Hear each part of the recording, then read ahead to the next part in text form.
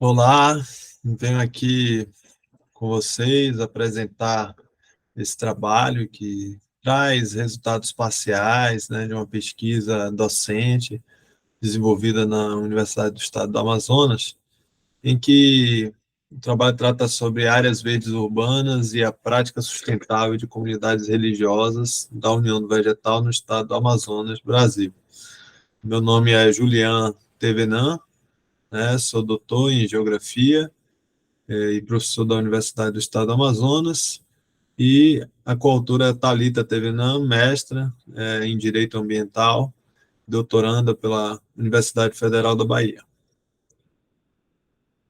Bem, o Centro, né, Espírita Beneficente, União do Vegetal, ele é uma das religiões oasqueiras, né, que são religiões que foram criadas por migrantes nordestinos, que vieram para a Amazônia no ciclo da borracha e se encontraram, né, com ayahuasca, com indígenas e caboclos, e fundaram em meio à floresta, né, algumas das religiões, dentre eles José Gabriel da Costa, conhecido por seus adeptos como Mestre Gabriel, que fundou a União do Vegetal em 1961, na fronteira entre Brasil e Bolívia, né, entre Acre e Bolívia, né.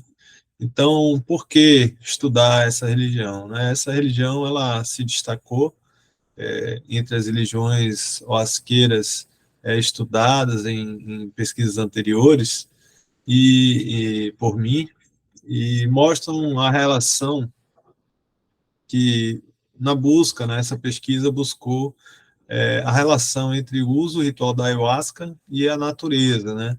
E o sagrado, isso promovendo uma ética ambiental para além dos territórios, né? Com alguns comportamentos proecológicos. Resultados dessas pesquisas foram publicados aí no jornal da Unesp, Fé Amiga da Mata. Estudo revela que religiões relacionadas à ayahuasca ajudam a conservar a floresta amazônica, né? Então, essa pesquisa é desdobramento dessas pesquisas anteriores e, nesse caso, essas foram realizadas em Rondônia e esta vem sendo realizada no estado do Amazonas, né? Mais especificamente, esse trabalho aqui vai tratar de Manaus, município de Manaus. Então, na geografia, as investigações que relacionam religião e geografia, né, têm procurado reconhecer a estrutura espacial construída e reconstruída pelas atividades humanas, né, as quais estão submetidas a ideias e representações. Então, a religião ela vai influenciar modos de vida, territorialidades, a própria produção do espaço influenciou filosofia, a economia, e ela tem uma importância grande dentro da sociedade e na influência da sociedade, né? Por isso, é importante ver e reconhecer influências outras, né, que mostre territorialidades diferenciadas que possam mostrar caminhos, né, para uma superação aí da crise ambiental, por exemplo. E essa pesquisa tem buscado expandir a análise da territorialidade das religiões da floresta para o estado do Amazonas, né, especialmente no município de Manaus, uma das primeiras cidades onde ocorreu a manifestação espacial desse fenômeno religioso, né, e buscou aprofundar o entendimento da territorialidade do Centro Espírita Beneficente União Vegetal em Manaus, tendo em vista, além de sua estrutura organizacional, expansão, regionalidade amazônica, o manejo e gestão do seu território, sobretudo na manutenção e conservação de áreas verdes para fins de cultivo das plantas ritualísticas, né? Então, esse objetivo geral foi dividido em dois objetivos específicos, um trazendo um entendimento dessa territorialidade, os aspectos identitários, a estrutura organizacional, a expansão, e o outro trazendo essa parte de análise do manejo e gestão do território, né, com a manutenção de áreas verdes.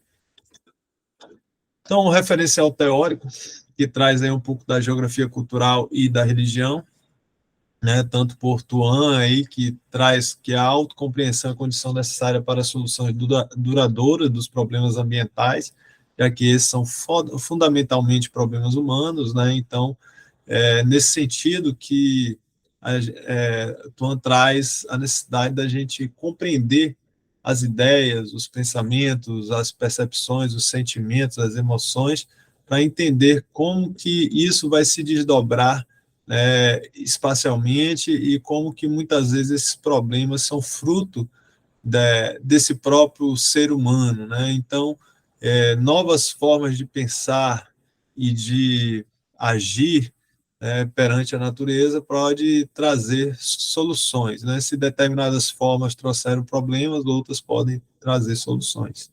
Então, Rosendahl menciona que diversos geógrafos veem a necessidade de mostrar a influência da religião sobre o homem, tanto seus hábitos e costumes, quanto nas estratégias contidas, né, em sua territorialidade.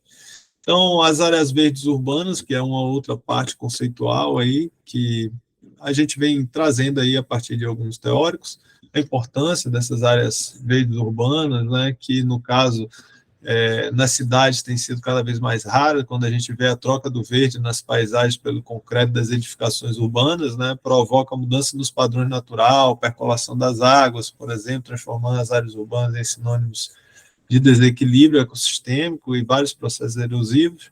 Então, nesse sentido, também se justifica a importância dessa manutenção dessas áreas verdes, né, no sentido de conservar água, conservar solo, conservar biodiversidade, mitigar efeitos adversos climáticos, sobretudo no microclima urbano, que as áreas verdes proporcionam, conforto térmico, enfim, aí a gente traz outros referenciais nessa área. Então, a metodologia se baseou na observação participante, né, que se caracteriza por um período de interação social entre investigadores e sujeitos, no ambiente destes, sendo os dados recolhidos sistematicamente durante esse período de tempo, e mergulhando o observador pessoalmente no modo de vida das pessoas, de modo a partilhar suas experiências, né. Então, esse trabalho já é um trabalho que já vem sendo feito há muitos anos, né, então, essa experiência, essa vivência, né, eu, enquanto pesquisador, tenho tido, né, há muitos anos, com as pessoas, modos de vida, essas experiências, para poder subsidiar também esses trabalhos. Então, a aplicação de questionários sobre o manejo e gestão do território, foram aplicados questionários, um por propriedade analisada, aos líderes religiosos locais, em cada núcleo, né, para entender esse manejo. Depois, esses questionários foram inseridos em tabela de atributos, né, por meio de planilhas. Alguns resultados, né, sobre a união do vegetal, o princípio, a organização, a margem do rio Abunã, né, que foi quando foi criada, né, na rio Abunã, que divide a fronteira entre Bolívia e Acre, ali, no Brasil, e chega a Porto Velho em 1964, quando se institucionaliza, né, como religião, ali no período de 64 a 71, período em que o mestre Gabriel, fundador da religião, esteve ali presente. Então, o chá, ele é usado, né, bebido para efeito de concentração mental, para o desenvolvimento espiritual, né, em busca de um autoconhecimento, de uma paz interior e da uma fraternidade humana. E o ritual, né, ele é usado em ritual religioso, e no ritual existem ensinos, chamadas, histórias, explicações, ligadas a personagens bíblicos, indígenas, e presente em religiões afro-brasileiras também, alguns personagens conhecidos.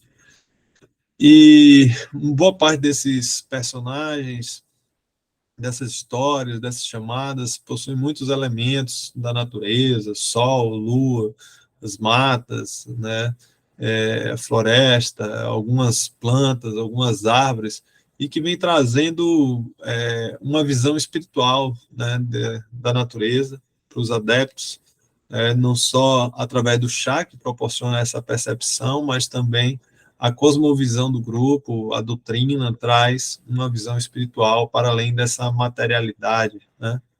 E a organização hierárquica da religião, contando aí com seus graus, né, que esses graus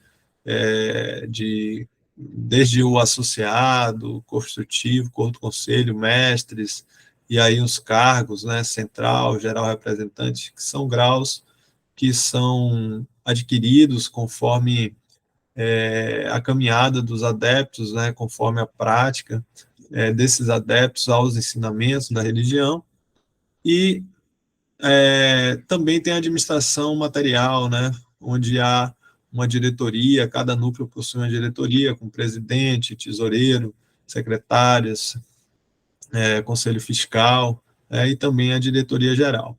Vale destacar, dentro da União do Vegetal, o departamento de plantio e meio ambiente, né, existem alguns departamentos, e destaco o departamento de plantio e meio ambiente, que é um departamento responsável pelo cultivo das plantas ritualísticas e também por o ambiente delas, né, uma vez que são plantas essencialmente florestais, já que a Psychotria viridis, né, a chacrona, ela é um arvoredo que de subbosque, né, então precisa de sombra, precisa da floresta, e o Banisteriopsis caapi é um cipó, né, que precisa também da árvore para poder se sustentar.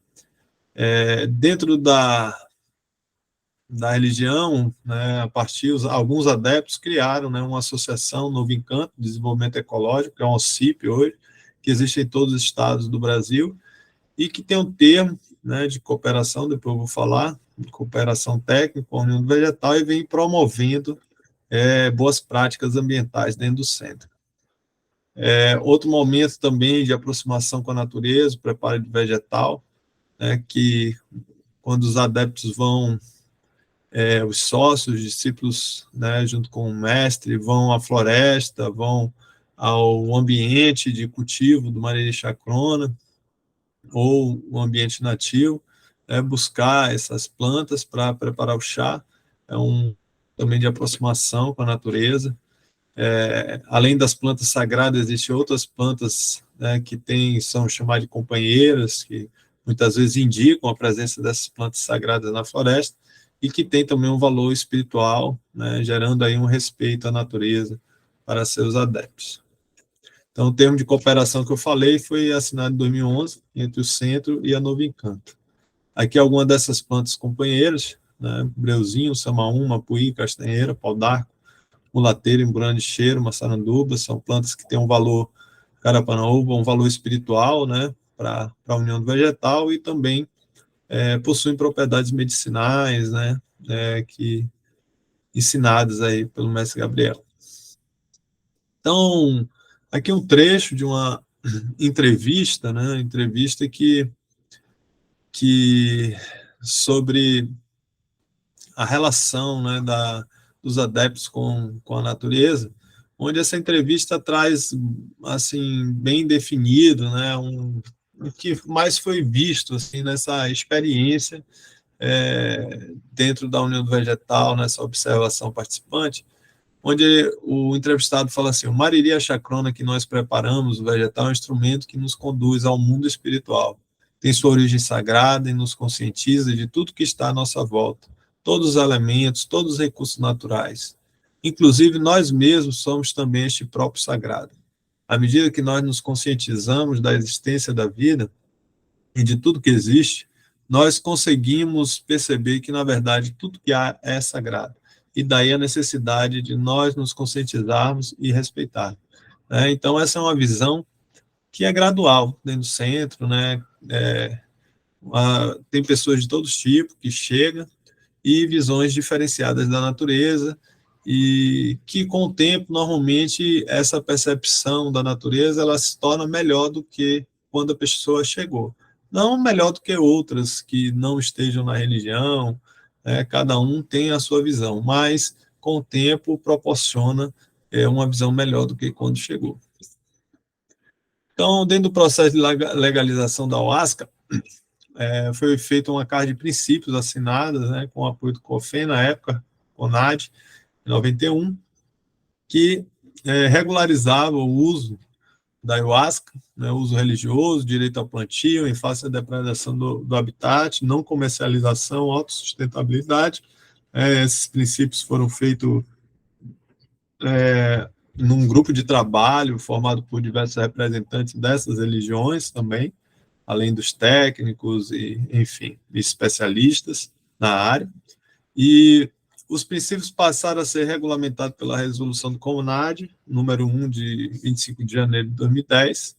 Né? Dentre eles, o uso responsável da ayahuasca pressupõe que a extração das espécies vegetais sagradas integre o ritual religioso. Cada entidade constituída deverá buscar autossustentabilidade em prazo razoável, desenvolvendo seu próprio cultivo, capaz de atender suas necessidades e evitar a depredação das espécies florestais nativas. A extração das espécies vegetais da floresta nativa deverá observar as normas ambientais. Né? Então, nesse sentido, vamos dizer assim, é um dever também dessas religiões ter esse cuidado, né, com o cultivo, com a extração dessas plantas nativas. E no caso da União do Vegetal, que é um centro que se demonstrou em sua organização, em sua expansão, em sua estrutura hierárquica, né, uma organização maior em relação ao cultivo, né, dessas plantas ritualísticas, onde as plantas são cultivadas por semente, estaquia, né, estaquia de caule, no caso do Banisteriopsis caapi, e de folha, no caso de Psicotra viridea. Né. Dentro também dos sistemas de implantação, do sistema agroflorestal identificado, foi identificado por raleamento da vegetação em algumas áreas, a partir de reflorestamento. O reflorestamento é algo bem presente nessas religiões, né? E em áreas com vegetação em estágio intermediário ou avançado, sem corte da vegetação, né? Predomínio de agricultura orgânica, adubos com restos orgânicos, tanto restos vegetal, o próprio que chamam bagaço, né, do mariri, da chacrona, quando é preparado, folhas e outras preparações de adubo orgânico, né, e até alguns inseticidas, né, de base orgânica, está dentro dos princípios, né, do centro. O reflorestamento de árvores endêmicas e algumas espécies exóticas, né, em alguns casos, mais frutíferas, né, mas em sua maioria espécies nativas, e algumas espécies nativas ameaçadas de extinção também foi identificado nessas áreas, né, uma vez que duas delas está diretamente ligado a essa relação espiritual, né, esse conhecimento espiritual da religião, né, como no caso a Amburana Acreana e a Bertiola Bertolettia Elsecha, que no caso a Imburana de cheiro e a castanheira. Aqui uma amostra, né, de árvores mudas sendo preparadas para mudas nativas, para reflorestamento, que são ações aí comuns, né, em áreas do centro. Aqui mariris, né, sendo plantado em área de vegetação em estágio intermediário de sucessão, né, sem corte aí da vegetação. E, assim, o que foi observado até agora, na presente pesquisa, é que os resultados, né, confirmam aquilo que já vinha sendo visto no estado de Rondônia, né, que são as características salutares dessa territorialidade religiosa, a de recuperação e conservação de áreas florestais urbanas e rurais, sem finalidades lucrativas, para a manutenção de costumes, de seu sacramento e de sua religiosidade, que vão além do território religioso, através da cosmovisão do grupo e de suas percepções sobre a natureza. Né? Vale ainda destacar que não se deve desconsiderar o poder das religiões na luta pelo equilíbrio ecológico no mundo. Elas influenciaram a filosofia, a ciência e até a própria economia, a partir de determinadas visões da natureza e de mundo. Hoje, clamamos por visões e práticas que possam nos conduzir à transcendência da crise civilizacional, né? Uma sustentabilidade socioambiental. E como dizem Irigaray, né, e outros autores, há uma experiência nova de reencantamento do mundo e uma relação não mercantilista com a natureza que permita superar o subdesenvolvimento mental, psíquico, afetivo e humano. Aí uma foto aí de um mariri florando.